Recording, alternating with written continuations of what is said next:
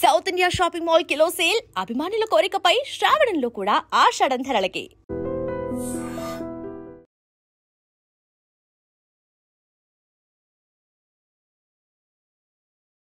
నమస్తే, welcome to I dream talking point with కవిత.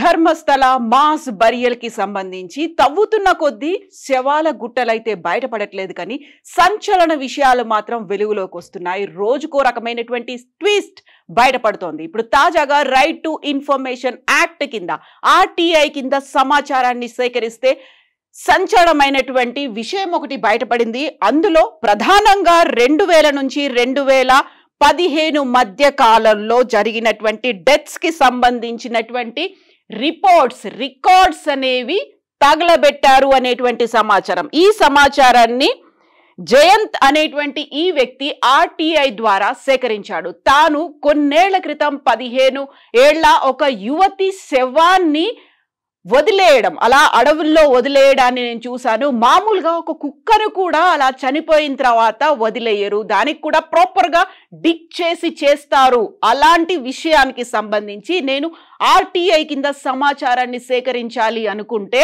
ఆ records అన్ని తగలబెట్టారు అనేటువంటి వార్త తెలిసింది అనే మాటని జయంత్ వివరాల్ని వెల్లడించాడు. యాక్చువల్గా అన్ఐడెంటిఫైడ్ డెత్స్ కింద చూసుకుంటే ఆ మాట బయటకు వచ్చింది అని 2000 సంవత్సరం నుంచి 2015 మధ్య కాలంలో ఇలాంటి ఇన్సిడెంట్ జరిగింది.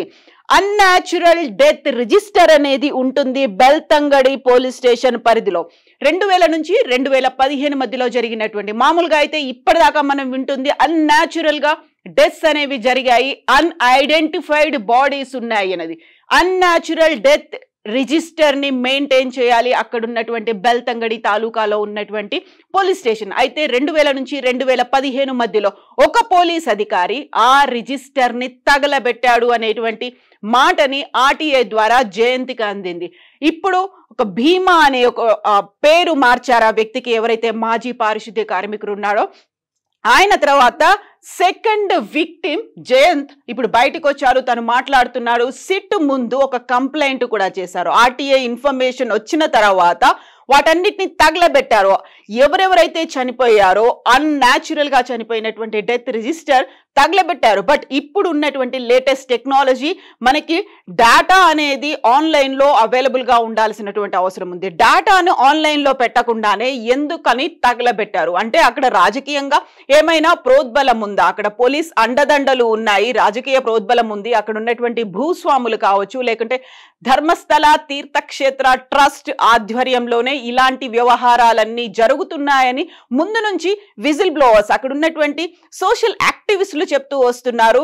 ఇప్పుడు మాజీ పారిశుద్ధ్య కార్మికుడు తోడు జయంత్ కూడా ఎంటర్ అయ్యారు. తాను 15 ఏళ్ల యువతిని, ఒక అమ్మాయిని తను అక్కడ ఖననం చేయడాన్ని చూశాను, అది కూడా ప్రాపర్ గా జరగలేదు అనేది. సో ఇలాంటి ఇన్సిడెంట్స్ చాలా జరిగాయి, నా కళ్ళ ముందే నేను చూశాను. ఎట్ ద సేమ్ టైం మిగతా కేసులకి సంబంధించి కూడా చాలా వరకు నేత్రావతి నదితో పాటుగా ధర్మస్థల పరిసర ప్రాంతాలు, ఉజిరే అనేటువంటి గ్రామం, వెస్టర్న్ ఘాట్స్ లో ఇలాంటివి జరిగాయి, నేను నా కళ్ళతో చూశాను అని తన మాట చెప్తున్నప్పుడు సిట్ కి ఇప్పుడు అది ఇంకొక ప్రశ్నార్థకంగా మారింది. ఎందుకంటే 13 స్పాట్లని ఆ మాజీ పారిశుద్ధ్య కార్మికుడు చెప్పిన తర్వాత ఇప్పటిదాకా కేవలం ఒక ప్రాంతంలో 6వ ప్లేస్ లో మాత్రమే కొన్ని ఎముకలు దొరికాయి, అది కూడా తల లేకుండా ఉన్నటువంటి అస్థి పంజరం దొరికింది. సో 13 ప్రాంతాలకి సంబంధించి అవి అయిపోయిన తర్వాత ఇప్పుడు సరికొత్తగా సిట్ ముందు మరికొన్ని ప్రశ్నలు ఉన్నాయి. బట్ అనుమానాలు మాత్రం అక్కడ ఉన్నటువంటి స్థానికుల్లో విపరీతంగా కలుగుతున్నాయి. ఒక రిజిస్టర్ అనేది లేకపోవడం వల్ల అన్యాచురల్ డెత్స్ కి సంబంధించినటువంటి రిజిస్టర్ ని తగలబెట్టారు. దాని వెనకాల ఎవరున్నారు అనే దాంతో పాటుగా యాక్చువల్గా 2011లో జరిగినటువంటి అనన్య భట్ మిస్సింగ్, తన తల్లి కూడా అదే మాట చెప్తూ వస్తోంది. అక్కడున్నటువంటి వెస్టర్న్ ఘాట్ లో విపరీతమైనటువంటి వర్షాల వల్ల ఆ సాయిల్ అనేది కొట్టుకొని పోయి ఉంటుంది. ఆ తర్వాత మళ్ళీ ఫారెస్ట్రేషన్ పెరిగి ఉంటుంది, అక్కడ ఉన్నటువంటి చెట్లు దట్టంగా పెరిగి ఉంటాయి.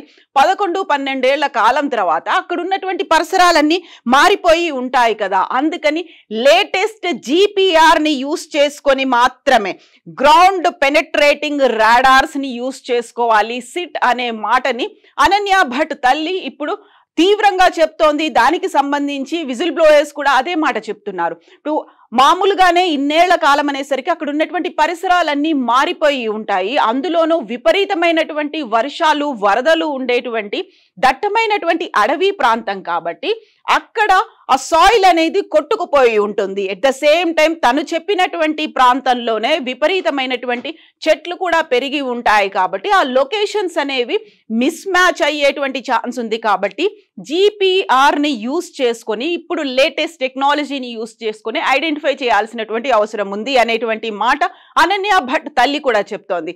ఎట్ ద సేమ్ టైం ఇప్పుడు ఈ ఇష్యూ జరిగిన తర్వాత సరికొత్తగా వస్తున్నటువంటి అనుమానాలు ఎందుకని వందల సంఖ్యలో ఉంటాయని చెప్పినప్పటికీ అక్కడున్నటువంటి స్థానికులు ధర్మస్థల పుణ్యక్షేత్రంతో పాటుగా ఆ ప్రాంతంతో పాటుగా ఉజీరేలో ఉన్నటువంటి స్థానికులు కూడా అదే మాట చెప్తున్నారు. వందల సంఖ్యలో జరిగాయి, దశాబ్దాలుగా మేము ఇది చూస్తూనే ఉన్నాము అని చెప్పిన తర్వాత సో ఇప్పటికైతే 20 పారిశుద్ధ్య కార్మికులతో పాటుగా అక్కడ ఉన్నటువంటి అధికారులు, సిట్లో ఉన్నటువంటి బృందము అందరూ కలిసి దర్యాప్తు చేస్తున్నారు.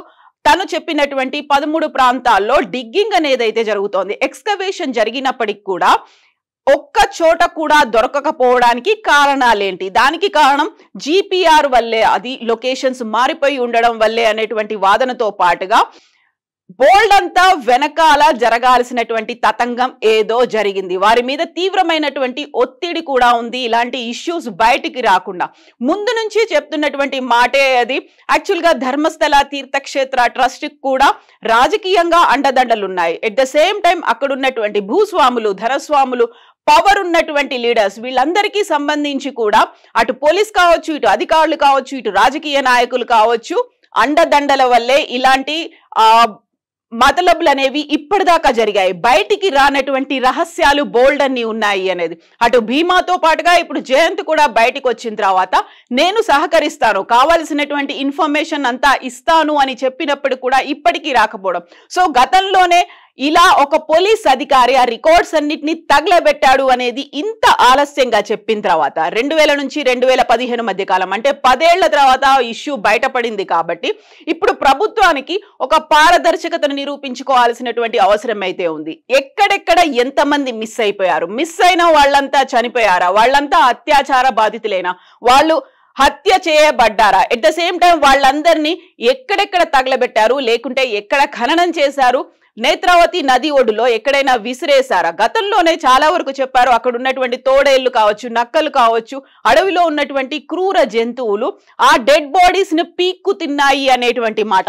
దాంతో పాటుగా అక్కడ నరబలి జరిగింది అనేటువంటి వాదనలు కూడా వినిపిస్తున్నాయి. కాబట్టి ఎందుకంటే మొదటిసారి ఆ భీమా తన ఇద్దరు అడ్వకేట్లతో కలిసి పోలీస్ స్టేషన్ కి వెళ్ళినప్పుడుగా కొన్ని అవశేషాలని తీసుకెళ్లాడు, ఎముకలను తీసుకెళ్లిన తర్వాత ఇప్పుడు మరి 6th ప్లేస్ లో తలలేని ఒక మొండెం మాత్రమే కనిపించింది. అంటే అక్కడ నరబలి కూడా జరిగి ఉంటుందా అనేటువంటి వాదనలు ఇవన్నీ వినిపిస్తున్నాయి. కాబట్టి 15 ఏళ్ల అమ్మాయికి సంబంధించినటువంటి డెడ్ బాడీ ఎక్కడ వెళ్ళిపోయింది, ఎటు కలిసింది, ఏ ప్రాంతంలో కొట్టుకుపోయింది, వీటన్నిటికి సంబంధించి అయితే ఇప్పటికీ ఇంకా ఒక మిస్టరీ అనేది కొనసాగుతోంది. మాస్ బరియల్స్ కి సంబంధించి ఇప్పటికీ ఒక ఇన్ఫర్మేషన్ అయితే బయటికి రాకపోయినప్పటికీ బోల్డ్ అన్ని క్వశ్చన్స్ ని అక్కడ బయట పెడుతోంది, లోపాలని బయట పెడుతోంది, ఉన్నటువంటి నిర్లక్ష్యాన్ని, అందులోనూ అక్కడ ఉన్నటువంటి అధికారం ఏదైతే ఉందో ఆ అధికారుల అండదండలతోనే ఇలాంటి అత్యాచారాలు, అఘాయిత్యాలు దశాబ్దాల తరబడి జరుగుతున్నాయి అనేటువంటి మాటలు,